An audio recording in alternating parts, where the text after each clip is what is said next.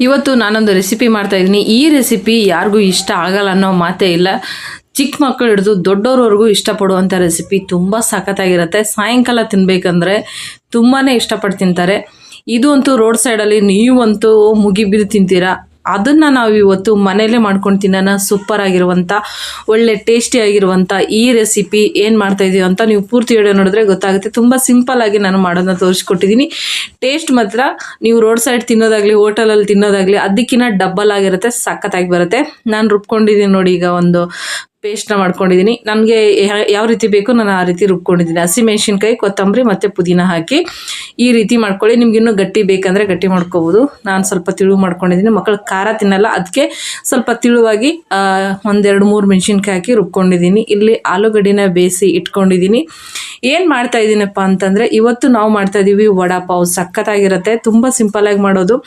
ಈ ರೀತಿ ನಾನೇನು ಮಾಡ್ತಾಯಿದ್ದೀನಲ್ಲ, ನೀವು ಈ ರೀತಿ ಮಾಡೋದ್ರಿಂದ ನಾನು ಹೇಳಿದ್ನಲ್ಲ, ರೋಡ್ ಸೈಡಲ್ಲಿ ನೀವೇನು ತಿಂತೀರಲ್ಲ ವಡಾಪಾವು, ಅದಕ್ಕಿಂತ ಟೇಸ್ಟಿಯಾಗಿರುತ್ತೆ. ಆಲೂಗಡ್ಡೆ ಎಲ್ಲ ಬೇಯಿಸ್ಕೊಂಡು ನುಣ್ಣಗಾಗಿ ಈ ರೀತಿ ನೋಡಿ ಕ್ಯೂಸ್ಕೊಂಡಿದ್ದೀವಿ. ಅಲ್ಲಿವರೆಗೂ ಅದನ್ನು ಕ್ಯೂಚಿದಾಯಿತು. ಒಗ್ಗರಣೆ ಮಾಡೋಕ್ಕೆ ಏನು ಬೇಕು ಅಂತ ಆಮೇಲೆ ಹೇಳ್ತೀನಿ.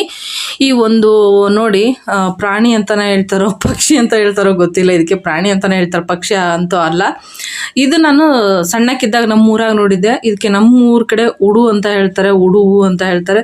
ಇದನ್ನು ನಿಮ್ಮ ಊರಾಗ ಏನು ಹೇಳ್ತಾರಂತ ಕಮೆಂಟ್ ಮಾಡಿರಿ. ಅದ್ರ ಬಾಲ ನೋಡಿ ಎಷ್ಟು ಉದ್ದ ಐತಿ.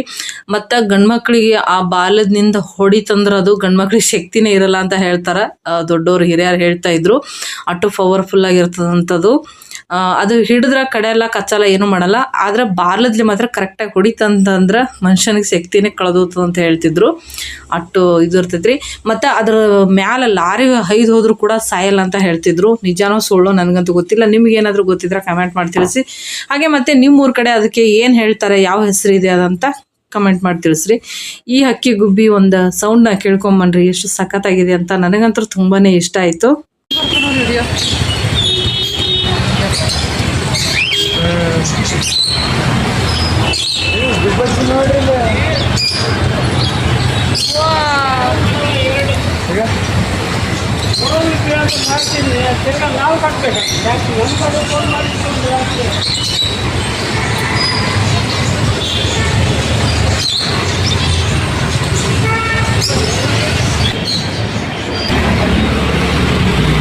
ಇದು ಅಂತೂ ತುಂಬಾ ಖುಷಿ ಆಯಿತು. ನೆಕ್ಸ್ಟ್ ನಿಮ್ಗೆ ಇಲ್ಲಿ ಬಟ್ಟೆ ಹೊಲಿದು ನಾನು ಯಾಕೆ ತೋರ್ಸಾಕತ್ತೀನಿ ಅಂತಂದ್ರೆ, ಇವರ ನೋಡ್ತಾ ಇರ್ಬೋದು ನಮ್ಮ ಅಕ್ಕನೇ. ಡೈಲಿ ಇವರು ಕೂಲಿ ಕೆಲ್ಸಕ್ಕೆ ಹೋಗ್ತಾರೆ ಹೊಲದಾಗ. ಆ ಕೆಲಸ ಮುಗಿಸ್ಕೊಂಡು ಬಂದು ಮತ್ತೆ ಮನೆಯಲ್ಲೇ ಎಲ್ಲಿ ಟ್ರೈನಿಂಗ್ ಹೋಗಿಲ್ಲ, ಬಟ್ಟೆ ಕಲಿಬೇಕಂತೇಳಿ ಮನೆಯಲ್ಲಿ ಸ್ವಂತ ಹೊಸ ಮಿಷಿನ್ ತೊಗೊಂಬಂದು ಮನೆಯಲ್ಲಿನ ಬಟ್ಟೆ ಹೊಲಿಯೋದನ್ನ ಕಲಿಯಾಕತ್ತಾರೆ. ಏನು ಹೇಳಕ್ಕೆ ಹೊಂಟೀನಂದ್ರೆ, ನಮಗೆ ಮನಸ್ಸಿದ್ರೆ ಮಾರ್ಗ 1000 ಇದಾವೆ ಅಂತ ಹೇಳ್ತಾರಲ್ಲ, ಅದು ಸತ್ಯ. ಅಷ್ಟು ಕೆಲಸ ಮಾಡಿ ಬಂದು ತಮ್ಮ ಹೊಲ್ದಾಗ ಕೆಲಸ ಮಾಡಿಕೊಂಡು ಮತ್ತವ್ರ ಹೊಲ್ದಾಗ ಕೆಲಸ ಮಾಡಿ ಮನೆಯವರಿಗೆಲ್ಲ ಅಡುಗೆ ಮಾಡಿ ಅದ್ರ ಮೇಲೆ ಬಟ್ಟೆ ಕಲಿಯುವಂಥ ಆಸಕ್ತಿ ಇದೆ ನೋಡ್ರಿ, ಅದು ಮೆಚ್ಚಲೇಬೇಕಾಗಿರುವಂಥದ್ದು. ಹೆಂಗೆ ಬರಲಿ, ತಾನೇ ಕಲ್ತಿರುವಂಥದ್ದು, ಯಾರ್ದು ನೋಡಿಲ್ಲ, ಹಾಗೆ ಮತ್ತೆ ಎಲ್ಲಿ ಹೋಗಿ ಕಲ್ತಿಲ್ಲ, ಸ್ವತಃ ಅವರೇ ಕಲಿಯಕತ್ತಾರ ಹೊಲಿಯೋದು. ಈ ರೀತಿ ನೀವು ಕೂಡ ಕಲಿಬೇಕು ಅನ್ನೋರು ಯೂಟ್ಯೂಬಲ್ಲಿ ನೋಡ್ಕೊಂಡು ಕಲಿಬೋದು. ನಾನು ಪ್ರತಿಯೊಬ್ಬರಿಗೆ ಹೇಳೋದು ಒಂದೇ, ಆಸೆ ಇದೆ ಅಂತ ಬರೀ ಅಂದ್ಕೊಳ್ಳೋದಲ್ಲ, ಅದನ್ನು ಒಂದು ಸತಿ ಆದರೂ ನಾವು ಪ್ರಯತ್ನ ಮಾಡಬೇಕು. ಖಂಡಿತ ನಾವು ಅದರಲ್ಲಿ ಗೆಲ್ತೀವಿ.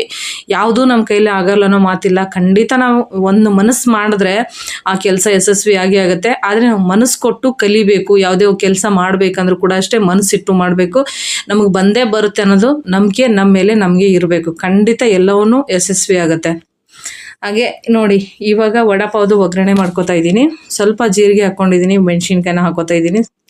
ನಾನು ಮೆಣಸಿನ್ಕಾಯಿ ಕೂಡ ಕಮ್ಮಿ ಹಾಕ್ಕೊಳತ್ತೀನಿ, ಖಾರ ಕಮ್ಮಿ ತಿನ್ನೋದ್ರಿಂದ. ಶುಂಠಿ ಬೆಳ್ಳುಳ್ಳಿ ಪೇಸ್ಟ್ನ ಹಾಕ್ಕೊಂಡು ಮಿಕ್ಸ್ ಮಾಡ್ಕೊಳತ್ತೀನಿ. ಅದ್ರ ಜೊತೆಗೆ ಸ್ವಲ್ಪ ಅರಿಶಿನ ಹಾಕ್ಕೊಂಡು ಮತ್ತು ಧನಿಯಾ ಪುಡಿನ ಹಾಕ್ಕೊಳತ್ತೀನಿ. ಇಷ್ಟೇ ಸಾಕ್ರಿ, ಇದಕ್ಕೆ ಜಾಸ್ತಿ ಏನೂ ಬೇಕಾಗಲ್ಲ. ಇದಿಷ್ಟು ಹಾಕ್ಕೊಂಡು ಹಸಿ ವಾಸನೆ ಹೋಗೋವರೆಗೂ ಇದನ್ನು ಫ್ರೈ ಮಾಡಬೇಕಾಗ್ತದೆ, ಶುಂಠಿ ಬೆಳ್ಳುಳ್ಳಿ ಪೇಸ್ಟು. ಅದೆಲ್ಲ ಆದಮೇಲೆ ಬೇಯಿಸಿ ಇಟ್ಕೊಂಡಿರುವಂಥ ಆಲೂಗಡ್ಡೆನ ಅದ್ರೊಳಗೆ ಹಾಕ್ಕೊಳತ್ತೀನಿ. ಇಷ್ಟೇ ಸಿಂಪಲಾಗಿ ಒಗ್ಗರಣೆ ಮಾಡ್ಕೊಳ್ಳಿ. ಇದಕ್ಕೆ ಉಳ್ಳಾಗಡ್ಡಿ ಮತ್ತೊಂದು ಏನು ಹಾಕಕ್ಕೆ ಹೋಗ್ಬಿಡ್ರಿ. ನಿಮ್ಗೆ ಇಷ್ಟ ಇದ್ರೆ ಕರಿಬೇವು ಹಾಕ್ಕೊಡ್ರಿ, ಇಲ್ಲ ಅಂದ್ರೆ ಬಿಡ್ರಿ. ನನಗಂತೂ ಕರಿಬೇವು ಇದಕ್ಕೆ ಹಾಕಲಿಕ್ಕೆ ಇಷ್ಟ ಇಲ್ಲ. ಕರಿಬೇವು ಇಷ್ಟ, ಆದರೆ ಇದಕ್ಕೆ ಹಾಕಕ್ಕೆ ನನಗೆ ಇಷ್ಟ ಆಗಿಲ್ಲ, ಹಾಗಾಗಿ ನಾನು ಹಾಕಿಲ್ಲ. ಇದನ್ನ ಏನು ಮಾಡಬೇಕಂದ್ರೆ, ಒಂದು ಹನಿನೂ ನೀರು ಹಚ್ಚಿದೆ ಹಾಗೆ ಇದನ್ನು ಫ್ರೈ ಮಾಡಿಕೊಂಡು ಚೆನ್ನಾಗಿ ಮಿಕ್ಸ್ ಮಾಡ್ಕೋಬೇಕು. ಮಿಕ್ಸ್ ಮಾಡ್ಕೋ ಟೈಮಲ್ಲೇ ನೀವು ಬೇಕಂದರೆ ಅದನ್ನು ಉಪ್ಪನ್ನ ಹಾಕ್ಕೋಬೋದು. ನನಗೆ ಸ್ವಲ್ಪ ಮರ್ತೋಗಿತ್ತು, ಆಮೇಲೆ ಹಾಕ್ಕೊಂಡು ನಾನು ನೀಟಾಗಿ ಅದನ್ನು ಮಿಕ್ಸ್ ಮಾಡ್ಕೊತಾ ಇದ್ದೀನಿ. ನೀವು ಕೂಡ ಅಷ್ಟೇ ನೀಟಾಗಿ ಮಿಕ್ಸ್ ಮಾಡ್ಕೊಂಡಿದ್ದು ಎಲ್ಲ ಆದಮೇಲೆ ಅದಕ್ಕೆ ಕೊತ್ತಂಬರಿ ಹಾಕಿ ಮಿಕ್ಸ್ ಮಾಡಿ ಮತ್ತೆ ಸೈಡಿಗೆ ಎತ್ತಿಟ್ಟು, ಇಲ್ಲಿ ನಾನು ಕಡಲೆ ಹಿಟ್ಟನ್ನ ತೊಗೊಂಡು ಸೋಸ್ಕೊಳತ್ತೀನಿ. ಕಡಲೆ ಹಿಟ್ಟು ಜಲ್ದಿ ಮಾಡಲೇಬೇಕು, ಯಾಕಂದರೆ ಗಂಟಿರ್ತಾವೆ, ಹುಳ ಇರ್ತಾವೆ, ಧೂಳು ಇರ್ತವೆ, ಹೇಳೋಕ್ಕಾಗಲ್ಲ.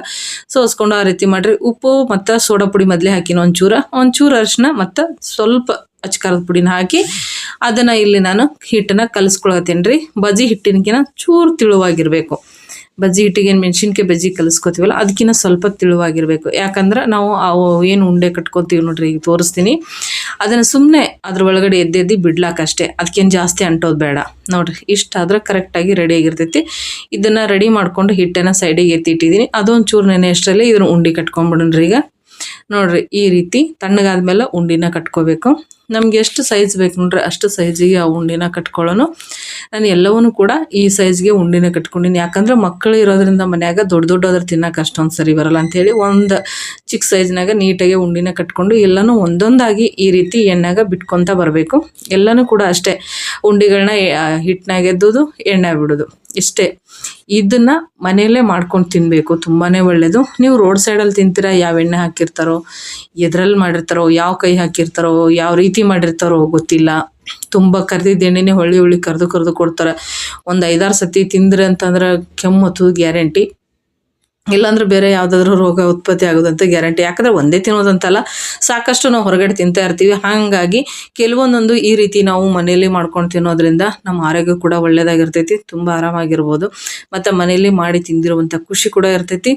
ನಾನು ಕೆಲವೊಂದೊಂದು ರೆಸಿಪಿ ಕೂಡ ಇದರಲ್ಲಿ ಶೇರ್ ಮಾಡ್ಕೋತೀನಿ. ನನ್ನ ಡೈಲಿ ಬ್ಲಾಗ್ನು ಶೇರ್ ಮಾಡ್ಕೋತೀನಿ.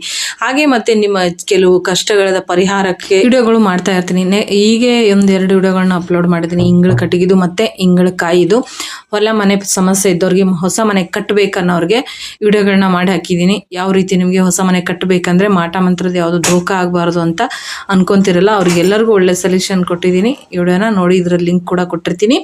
ಹಾಗೆ ನಮ್ಮ ವಡಾಪಾವ್ ರೆಡಿ ಆಗಿದೆ, ಬನ್ನಿರಿ ವಡಾಪಾವ್ ತಿನ್ನೋಣಂತ. ಚಟ್ನಿ ಕೂಡ ಸಖತ್ತಾಗಿ ಬಂದಿದೆ.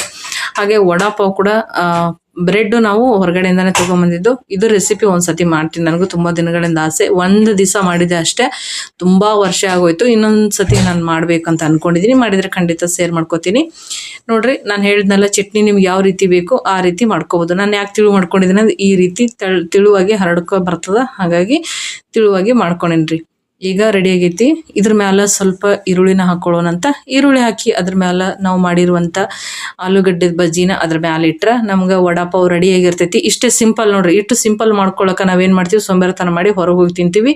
ಹಿಂದ್ರಗಡೆ ಹೊಟ್ಟೆ ಬೇನ್ ಬಂತು, ಅದೇನು ಹೇಳ್ತಾರಲ್ಲ ಫುಡ್ ಪಾಯ್ಸನ್ ಆಯಿತು, ಅದಾಯಿತು ಇದಾಯ್ತು ಅಂತ ಗುಳಾಡ್ಕೊಂಡಿರ್ತೀವಿ. ಅದೆಲ್ಲ ಬಿಟ್ಟು ಮನೆ ಮಾಡ್ಕೊಂಡು ತಿನ್ರಿ ಅಂತ ಹೇಳ್ತಾ ಇವತ್ತಿನ ವಿಡಿಯೋನ ಇಲ್ಲಿಗೆ ಏನು ಮಾಡ್ತಾ ಇದ್ದೀನಿ. ನಿಮಗೆಲ್ಲರಿಗೂ ಇಷ್ಟ ಆಗಿದೆ ಅನ್ಕೋತೀನಿ. ಇಷ್ಟ ಆದರೆ like, share, comment, channel subscribe. ಎಲ್ಲರಿಗೂ ನಮಸ್ಕಾರ.